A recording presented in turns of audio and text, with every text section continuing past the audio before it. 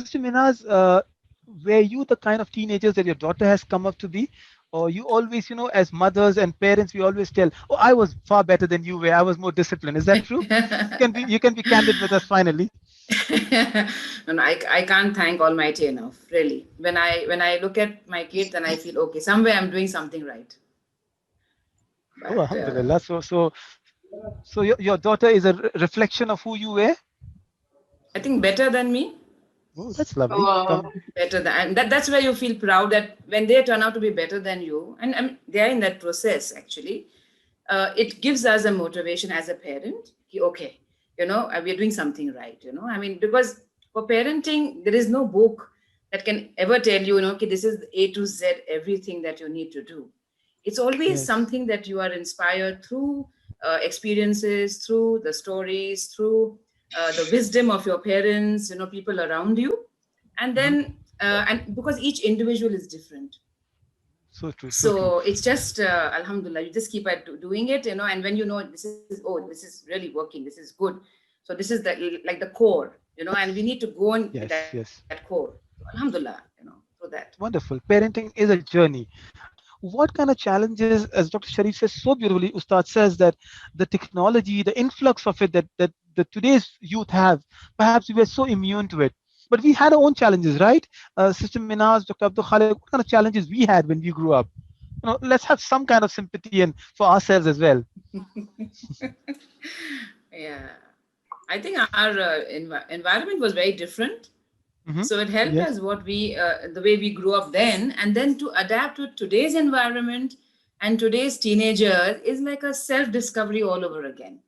You are actually changing according to them, your mindset, your behavior, a lot of patience, uh, to give them space. Initially, I yes, remember yes. my father saying that when he was to, they wouldn't even look at their father. They used to get so Okay. scared. And today when we have to like be with our teenagers, like friends, or to give them, to create that space for them, and then show a lot of patience, is Hmm. a very different level altogether. Okay. If there was one subject you'll take away first, what would that be from the education system? What would that be? Takeaway. Yes. Okay, that is I think that uh, approach of just attending school, I think 2020 has taught us a lot of things, Hmm. where they are also having inclusive education. So Yes, where you yes. can have school as well as you can have online, a medium which can be because for today's teenagers, they are on the go, and you have to change the system according to Yes, their liking, yes. especially if you want them to be good role models in the future. So everything has to be changed accordingly for them. So I feel they like this, like even I was wondering in this 2020, alhamdulillah, we had the medium of all these platforms of Google and Zoom to be connected. But when I Yes. think back now, again, if I have to resume, it will always be a combination of two, you know, to keep it going, to keep the connectivity Absolutely. going. Which is Yes. what, yes, yes. Right. It's what I call the hybrid model. To Sister Menas, the last one is on career as we go ahead. And these are the sub themes of the youth MBA diploma program that Dr. Ibrahim will be speaking, inshallah, in the end.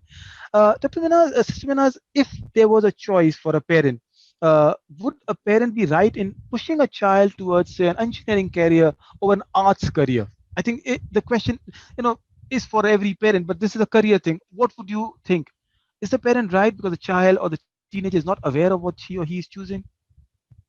I think every child has a capability and aptitude to do certain knowledge. So we have to recognize that first. Very, very important.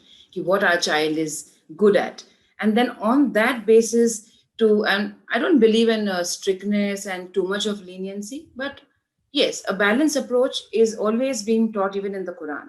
And I always feel that balanced approach helps. To guide them, to show them, to see what is their aptitude, and then to take it along with that.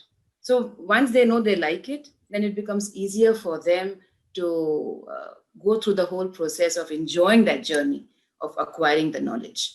So Wow. in So, today's generation, okay. it is we cannot force our teenagers. You have to listen to them.